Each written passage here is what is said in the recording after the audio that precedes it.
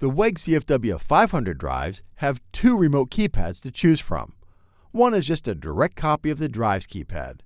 The other one has a full alphanumeric text display so you can actually see what the parameters are without having to remember a bunch of parameter numbers or having to keep the manual handy.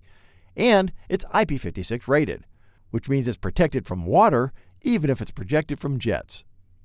And they're super easy to set up. Both HMIs are wired to any I/O module with a serial port like this, using this cable, which is available in 4 different lengths. These are the pinouts for the I/O module that comes with the drive. If you're using a different I/O module, it probably uses different pin numbers, so please don't assume this pinout will work for your setup if you aren't using the default I/O module. This is RS-485, so make sure the termination resistors are enabled by setting these switches to on. Let's start with the basic HMI. The other end of the cable just plugs into the back of the remote HMI.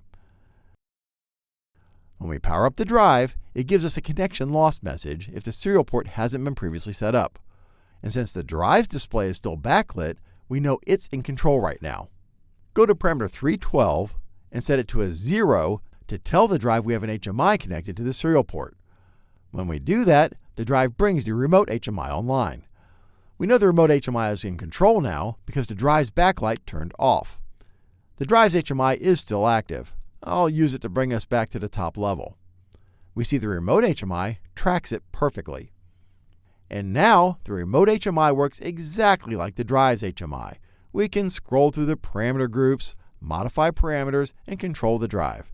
There really isn't anything special to note here about operating a remote HMI. There is one thing to be aware of.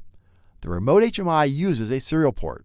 Since I'm using the default I/O module that comes with the drive, and it only has one serial port, I don't have any ports left to communicate with other devices or even the WPS configuration software. These are the I/O modules Automation Direct has available at the time I'm making this video, and here's how many serial ports each one has. Of course, you can communicate with the free WPS configuration software using USB, so that would be one way to free up a serial port. Or you could communicate using Modbus TCP or Ethernet IP.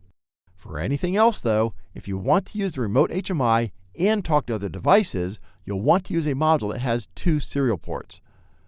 The HMI serial port was dedicated back when we set parameter 312. One last thing on the basic HMI. It comes with these guys, which you can slide into here for panel mounting. Okay, let's do the alphanumeric HMI. Before setting up the alphanumeric HMI, let's go to parameter 204 and set it to a 5 to reset the drive to 60 Hz factory default. Interesting. The remote HMI is still active. Why? Well, because factory reset doesn't reset the serial port parameters. That's so if you do a factory reset from a remote device, like we just did here, the device will still be able to communicate with the drive after reset. Let's scroll down to the modified parameters list, and yep, the parameter that tells the drive an HMI is using the serial port is still there. I'm going to change that back to the default 2, so we start with a factory fresh drive for our intro to the alphanumeric HMI. And we see we lost comms. Perfect. Power down the drive and wait for it to go completely down. Remove the cable from the basic HMI and connect it to the alphanumeric HMI. Power back up. We get a communication lost message because we haven't set it up yet. And we can tell the drive's HMI is still in control because the drive's backlight is still lit. On the drive's HMI, go back to parameter 312 again and tell the drive we're using the serial port for the HMI by setting it to a 0. The lost comms message is gone now. Go to parameter 215 and change it to a 1 to tell the drive we're using the alphanumeric HMI. The backlight on the drive's HMI turns off to tell us the remote HMI is now online. But it's giving us an error, and it's in the default language of Portuguese. The error is telling us we need to set the date and time. The alphanumeric HMI has a built-in battery-operated clock calendar, so you need to set that up to clear the alarm. But let's fix the language first so we can see what we're doing. You can use either display, so let's use the remote HMI. Now, even though it isn't labeled, I know this is the same as the backup or escape key, so I'll hit it a few times to get back to the top level. Now I know from the manual that the language parameter is parameter 201, and the quickest way to get there is via the HMI parameter group. Now, even though I can't read Portuguese, I can see this is the HMI group. Enter that and scroll to parameter 201. Select that. Scroll up to English. How cool is that? I didn't have to remember that English was a 1. It was spelled out for me. Accept that, and now everything's in English. Awesome. We still have the date time alarm, so let's fix that. That's also in this HMI parameter group, so I'll just scroll up to the day of the week and change it to the current day. As soon as we do that, the alarm goes away. I'll fast forward to setting the other date and time parameters. Now, it's important that you get those set up so the HMI shows the correct time, and especially if you plan to use them in a soft PLC. Back to the top level, and we're ready to go. The first thing you notice is these guys are soft keys. Their function is shown up here. This one doesn't currently do anything, so there isn't anything there. Otherwise, this alphanumeric HMI operates exactly like the drives HMI.